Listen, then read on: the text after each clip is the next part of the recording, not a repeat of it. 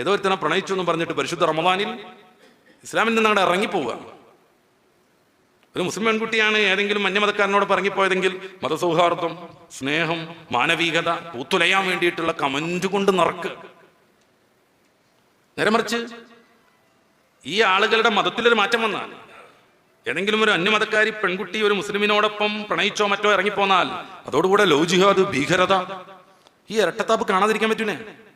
നമ്മളിപ്പോൾ കേട്ടുകൊണ്ടിരിക്കുന്നുണ്ട് P C ജോർജിന്റെ 400 പെൺകുട്ടികൾ ആ ഒരു പഞ്ചായത്തിൽ മാത്രം ലവ് ജിഹാദികൾ തട്ടിക്കൊണ്ടുപോയി എന്ന് പറയുന്ന അദ്ദേഹത്തിന്റെ ഏറ്റവും പുതിയ വർഗീയ പ്രസ്താവന. സ്വന്തം മകന് മരുമകളായി സ്വീകരിച്ചത് പാർവതി എന്ന് പറയുന്ന ഹിന്ദു പെൺകുട്ടിനെ അൽഫോൻസ എന്ന് പറഞ്ഞ് മാമോദിഷ മുക്കിയിട്ടാണ്. ഇത് മറന്നു പോവുക, ഇത് മിണ്ടാതിരിക്കുക. ഷോൺ എന്ന് പറയുന്നത് തന്റെ സ്വന്തം മകന് മരുമകളായിട്ട് കൊണ്ടുവന്നത്, അവന് ഭാര്യയായിട്ട് കൊണ്ടുവന്നത് പാർവതി എന്ന് പറയുന്ന ഹിന്ദു പെൺകുട്ടിനെയാണ്. എന്നാ പാർവതിയായിട്ട് ജീവിക്കണ്ടോ? ഇല്ല, അൽഫോൻസയാണ്. മാമോദീസ മുക്കിയിട്ട് മതത്തിൽ ചേർത്തു. മത്തായിയുടെ ഒരു പ്രയോഗമാണ് ഓർമ്മ വരുന്നത്. നിങ്ങൾ നിങ്ങളുടെ മതത്തിൽ ചേർക്കാൻ വേണ്ടി നാടുനീളെ ചുറ്റി സഞ്ചരിക്കുന്നു, എന്നാൽ നിങ്ങളെക്കാൾ ഇരട്ടി മരണയോഗ്യരും നരകയോഗ്യരുമാക്കി അവരെ നിങ്ങൾ മാറ്റുന്നു. ഇതാണ് കാലം. തലകുത്തനെ നിൽക്കുന്ന ഒരു ലോകത്താണ് നമ്മൾ ജീവിക്കുന്നത്. നല്ല ശ്രദ്ധയും സൂക്ഷ്മതയും വേണമെന്ന് പ്രിയപ്പെട്ട വിശ്വാസികളോട് ഓർമ്മപ്പെടുത്തുകയാണ്. അതിനാരും പേടിക്കൊന്നും വേണ്ട, വിശ്വാസികളോട് അത് ഓർമ്മപ്പെടുത്താൻ. ഈ ലവ് ജിഹാദ് എന്നൊക്കെ പറഞ്ഞാൽ ആലോചിച്ച് നോക്ക്. ഒരു പെണ്ണിനെ ആശയോടുകൂടെ നോക്കാൻ പറ്റൂല, പിന്നെ എങ്ങനെ ലൈൻ അടിച്ച് ലവ് അടിച്ച് അവളെ ഇസ്ലാമിൽ കൊണ്ടുവരില്ല? ഇസ്ലാം എന്ന് പറഞ്ഞു കഴിഞ്ഞാൽ ലക്ഷ്യം മാത്രം മാത്തായ പോരാ, മാർഗം കൂടി മാത്താവണം. 100% പെർഫെക്റ്റ് ആവണം. ഒരു അന്യ പെണ്ണിനെ നോക്കാൻ പാടുണ്ടോ? ഇല്ല. തൊടാൻ പാടുണ്ടോ? ഇല്ല. ഒന്നിച്ച് യാത്ര ചെയ്യാൻ പാടുണ്ടോ? ഇല്ല. ഒന്നിച്ചിരുന്ന് സല്ലപിക്കാൻ പാടുണ്ടോ? പിന്നെ എങ്ങനെ ലവ് ജിഹാദ്? പിന്നെ എങ്ങനെയാണ് ഈ ലവ് ജിഹാദ്? ഇസ്ലാമിൽ ലവ് ഒക്കെ ഉണ്ട്, അത് വിവാഹാനന്തരാണ്. അതിന്റെ മുന്നുള്ള ഈ തോണ്ടിക്കളിയൊന്നും ഇസ്ലാമിലില്ല. പിന്നെ എങ്ങനെ ലവ് ജിഹാദ്? അഭിമായ നബി തങ്ങളുടെ കാലം മുതൽ ഇതുവരെ ചരിത്രത്തിൽ എപ്പോഴെങ്കിലും ഒന്ന് ഈ പ്രണയം നടിച്ചിട്ട് ഇസ്ലാമിൽ ആളെ കൂട്ടിയിട്ടുണ്ടോ? ആരെങ്കിലും പൂർവികർ? അല്ലെങ്കിൽ ഏതെങ്കിലും ഇസ്ലാമിക ഔദ്യോഗിക സംഘടന 100 ചെറുപ്പക്കാരെ വിളിച്ച് പരിശീലനമൊക്കെ കൊടുത്ത് ഏതെങ്കിലും പെണ്ണുങ്ങളെ ലവ് അടിച്ചാണ്ട് കൊണ്ടുവരികയെന്ന് പറഞ്ഞിട്ടുണ്ടോ? അങ്ങനെ ആളെ കൂട്ടേണ്ട ആവശ്യം എന്താണ് ഈ പരിശുദ്ധ ഇസ്ലാമിൽ?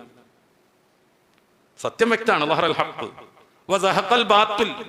അസത്യം തകരുക തന്നെ ചെയ്യും, അതിൽ തർക്കമൊന്നുമില്ല. യുരീദൂന ലിയുത്ഫിഉ നൂറല്ലാഹി ബിഅഫ്വാഹിഹിം. നാവ് കൊണ്ടും പേന കൊണ്ടും ലഭ്യമാകുന്ന എല്ലാ സാധ്യതകൾ കൊണ്ടും ഈ വിശുദ്ധമായ പ്രകാശം ഊതിക്കെടുത്താൻ അവർ വിചാരിക്കുന്നു.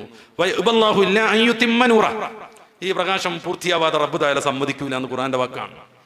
ഇത് പൂർത്തിയാവാതെ റബ്ബ് സമ്മതിക്കൂല. പിന്നെ എന്തിനാ ലവ് അടിച്ചിട്ട് കൊണ്ടുവരുന്നുണ്ട്? എല്ലാ ചെറുപ്പക്കാരോടും ഞാൻ ഒന്നിച്ച് ഓർമ്മപ്പെടുത്തുകയാണ്, അങ്ങനെ ഒരു രീതി ഇസ്ലാമിലില്ല. അങ്ങനെ ഒരു രീതി, ലക്ഷ്യം മാത്രം മനസ്സിൽ മുന്നിൽ വെച്ച് മാർഗം എങ്ങനെ വൃത്തികെട്ടാലും അങ്ങനെ ഒരു പരിപാടി ഇസ്ലാമിലില്ല. അങ്ങനെ ലവ് ജിഹാദ് പറഞ്ഞ പരിപാടി മുസ്ലിമായ ഒരു മനുഷ്യൻ നടത്താനേ പറ്റില്ല. അവൻ നടത്തി തുടങ്ങുമ്പോൾ മുതൽ ഹറാമിലാണ് അവൻ.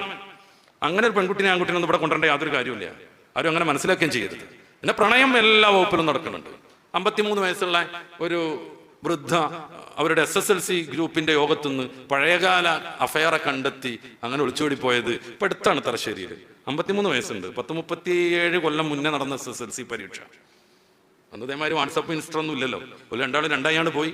പിന്നെ കല്യാണമായി, മക്കളായി, പേരക്കുട്ടികളൊക്കെ ആയി. പിന്നെ ആരോ തട്ടിക്കൂട്ടിയിട്ട് ഈ ഗ്രൂപ്പ് ഉണ്ടാക്കി. വല്ലാത്ത റോയലിച്ചാണ് ഈ ഗ്രൂപ്പ് കേട്ടോ.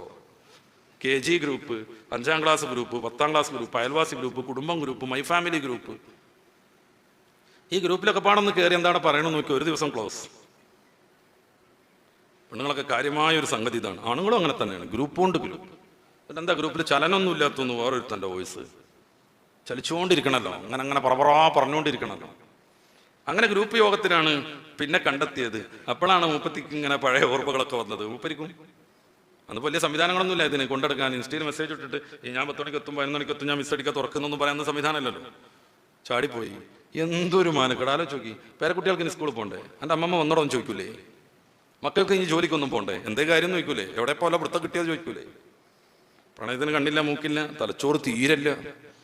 അതുകൊണ്ടാണല്ലോ 42 വയസ്സുള്ള ഒരാളോടൊപ്പം ഒരു ചെറിയ പെൺകുട്ടി പോയി അവസാനം ആത്മഹത്യ ചെയ്തതിൻ്റെ റിപ്പോർട്ട് ഇപ്പോൾ നമ്മൾ വായിച്ചുകൊണ്ടിരിക്കുന്നുണ്ട്. ഇതുകൊണ്ടുണ്ടാകുന്ന കുറേ അനർത്ഥങ്ങൾ.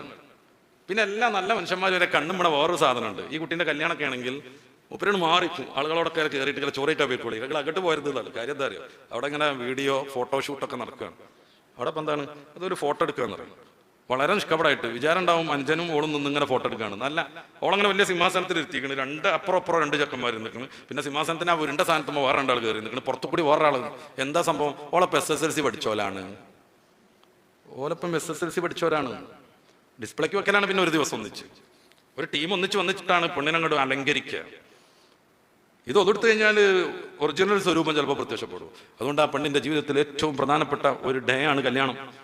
അന്ന് സർവ്വനിസ്കാരവും കലാക്കും, ഉമ്മന്റെ ഇപ്പാന്റെയും സമ്മതത്തോടു കൂടെ. വല്ല ബർക്കത്തും കാണും അതിൽ. സർവ്വനിസ്കാരം കലാക്കും. കാരണം ഇത് അയച്ചൊന്ന് ഒഴിഞ്ഞു കിട്ടണം എന്നുണ്ടെങ്കിൽ അല്ലെ, ചമയാലങ്കാരം അതിനെ പ്രത്യേക ഒരു ടീമാണ്. ഇതൊന്ന് അഴിച്ച് റെഡിയാക്കിയിട്ട് മുപ്പത്തിക്കൊന്ന് കയ്യും കാലം കഴുകി ഒന്നെടുത്ത് നിസ്കരിക്കണം എന്നുണ്ടെങ്കിൽ വലിയ പരിപാടിയാണ്, ചില്ലറ പരിപാടിയൊന്നുമല്ല. പിന്നെ പിറ്റേ ദിവസമൊക്കെ അത് വേണ്ടതുമല്ലേ. എന്നിട്ട് സമ്മതത്തോടു കൂടെ മൊത്തം കലാക്കി. പിന്നെ ഡിഗ്രിയിലൊപ്പം പഠിച്ചോ അല്ല ഗ്രൂപ്പിന്റെ ഫോട്ടോ അങ്ങോട്ട് നിന്ന് ഇങ്ങോട്ട് നിന്ന് കൈ പിടിച്ച് കറക്കി എല്ലാ തോന്നിയസത്തിനും കൂട്ടുക, എല്ലാ തോന്നിയസത്തിനും കൂട്ടുക. ആരാ നമ്മളെ പറഞ്ഞു പറ്റിച്ച്? 5-6 ദിവസത്തെ കല്യാണമൊക്കെ, മെഹന്തി കല്യാണം, മഞ്ഞ കല്യാണം, പച്ച കല്യാണം. അന്യദേശത്തേക്ക് സ്റ്റേറ്റിക്കൊക്കെ പോകണം ഡ്രസ്സ് എടുക്കാൻ. കുറച്ചൊന്നും പോരാ, ഡ്രസ്സ് എടുക്കാൻ കാറിലെ ആൾക്കാരും ഡ്രസ്സ് കൊണ്ടുവരാൻ ലോറിയിൽ പിറകെ 2 ആൾക്കാരും പോകണം. എല്ലാവർക്കും യൂണിഫോം ഒരേപോലത്തെ ഡ്രസ് കോഡ്. മഞ്ഞ കല്യാണത്തിന് എല്ലാവർക്കും മഞ്ഞ. താത്താരും തള്ളാരും ചെറിയോരും വലിയോരും കുട്ടികളും ആണുങ്ങളും തന്തമാരും ഒക്കെ മഞ്ഞ. അന്നവിടെ വളമ്പണ വെള്ളം മഞ്ഞ, അന്നവിടെ കുടിക്കണ സ്ട്രോ മഞ്ഞ, ആകെ മൊത്തം ടോട്ടൽ മഞ്ഞ. പിന്നെ പച്ച ചുവപ്പ് എന്തൊക്കെ ഉള്ളതെന്ന് അറിയില്ല. നിസ്കാരം കലാക്കിയിട്ടൊന്നൊരു കല്യാണം സമ്മതിച്ചു കൊടുക്കരുത്. മഹാനായ യാക്കൂബ് നബി അലൈഹി സ്വലാത്തു വസ്സലാം പറയാണ്, കുറെ കാലം അങ്ങനെ മുസ്ലിമായി നിന്നതുകൊണ്ട് വലിയ കാര്യമൊന്നുമില്ല. വലാ തമൂതുന്ന ഇല്ലാ വഅൻതും മുസ്ലിമൂൻ. അവസാനം മരിക്കേണ്ടത് മുസ്ലിമായിട്ടാണ്.